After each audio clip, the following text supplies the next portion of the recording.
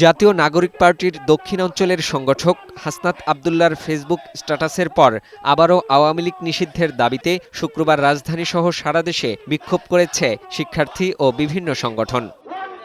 জুমার নামাজের পর ঢাকা বিশ্ববিদ্যালয়ের কেন্দ্রীয় মসজিদ থেকে বিক্ষোভ মিছিল বের করে ইনকিলাব মঞ্চ।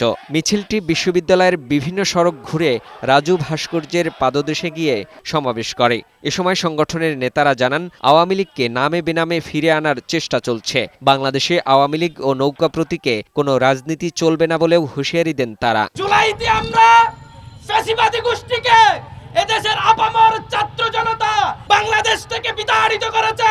আমরা আমাদের জান দিব, কিন্তু আমরা আমাদের জুলাই কখনোই দিব না। আমাদের গায়ে এক ফোঁটা বিন্দু রক্ত থাকতে খুনি আওয়ামী লীগকে আমরা পুনর্বাসন করতে দিব না। বায়তুল মোকাররমে ফিলিস্তিনে গণহত্যার প্রতিবাদ ও আওয়ামী লীগ নিষিদ্ধের দাবিতে বিক্ষোভ সমাবেশে হেফাজতে ইসলামের নেতারা বলেন, বিচারের আগে আওয়ামী লীগের রাজনীতির সুযোগ নেই। যদি কোনো গোপনভাবে শেখ হাসিনা এবং আওয়ামী লীগকে আবার এই দেশে প্রতিষ্ঠিত করতে চান, তাদেরকে বলতে চাই, আওয়ামী লীগ নামে কোনো সংগঠন বাংলাদেশে থাকবে না। শেখ হাসিনার নেতৃত্ব বাংলাদেশে চলবে না। জুলাই আগস্ট বিপ্লবে শাহাদাত বরণকারী 2 সহস্রাধিক ছাত্র জনতার রক্তের বিচার না হওয়া পর্যন্ত বাংলাদেশের রাজনীতিতে আওয়ামী লীগ এবং হাসিনার নাম নিশানা এদেশের মানুষ বরদাস্ত করবে না।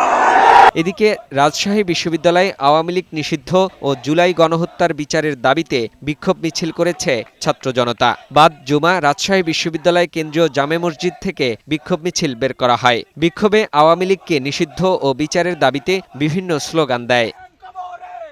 আওয়ামী লীগ নিষিদ্ধের বিষয়ে প্রধান উপদেষ্টার বক্তব্য প্রত্যাখ্যান এবং আওয়ামী লীগ নিষিদ্ধের দাবিতে গণমিছিল করেছে জাহাঙ্গীরনগর বিশ্ববিদ্যালয়ের শিক্ষার্থীরা। শুক্রবার জুমার নামাজ শেষে ছাত্র জনতার ব্যানারে এই গণমিছিল বের করা হয়। দ্রুত সময়ের মধ্যে আওয়ামী লীগকে নিষিদ্ধ না করলে আবারও গণ আন্দোলনের হুঁশিয়ারি দেন তারা।